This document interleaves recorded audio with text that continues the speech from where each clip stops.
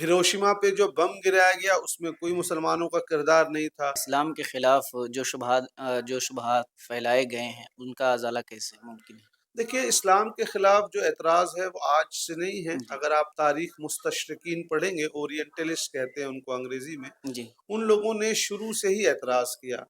کلام پاک کو اللہ تبارک و تعالیٰ کا کلام نہیں مانا گیا۔ نبی علیہ السلام کے اوپر معاذ اللہ اعتراض کیا گیا کہ ان پر مرگی کے دورے آتے تھے۔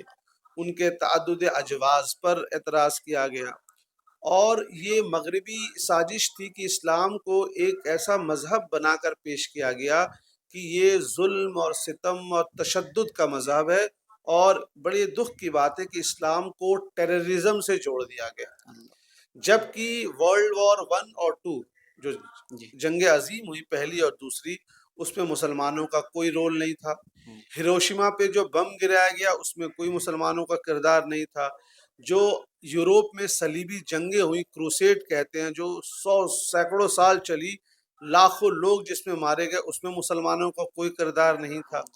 لیکن میڈیا کی وجہ سے مسلمانوں کو ایسا امیج بنایا گیا کہ مسلمان جو ہے ٹیررزم کرتے ہیں، ہنسا پھیلاتے ہیں، اور اسی لیے مجھے ضرورت ہوتی ہے کہ مسلم میڈیا کو آ کر پازیٹیو امیج پیش کرنی چاہیے، کیونکہ یہ حقائق سے کوئی لینا دینا نہیں ہے۔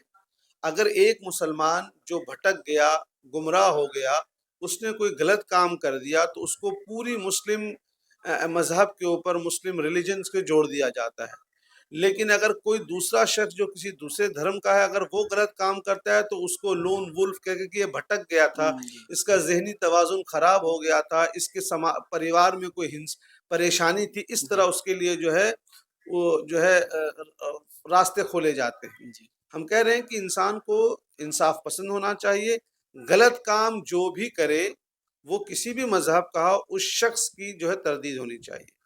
9/11 کے بعد سے منظم طریقے سے، منصوبہ بند طریقے سے اسلام کو بدنام کرنے کے لیے اس کو ٹیررزم سے جوڑا کہا، اور ایز اے مسلم کمیونٹی ہم لوگ اس میں ناکامیاب رہے کہ ہم نے میڈیا کے ذریعے اس کا کوئی جواب دیا ہو۔ یعنی حضور سے سب قبلہ جتنے بھی اس میں ماہر ہیں ان کو آگے آنا پڑے گا۔ جی ہاں، میڈیا پر آنے چاہیے، لیکن وہ آنے کے لیے ایسے لوگ نہ آئیں جو صرف لفاظی کرتے ہوں، جن کا مطالعہ ہو، چاہے وہ تاریخ میں مطالعہ ہو، فقہ میں ہو، سماجیات میں ہو، علم نفسیات میں ہو، کسی ایک فیلڈ کے ان کو ماہر ہونا چاہیے، اور وہ دیکھیں کہ جس فیلڈ کی ضرورت ہو وہ اس فیلڈ کے مطابق بیان دے۔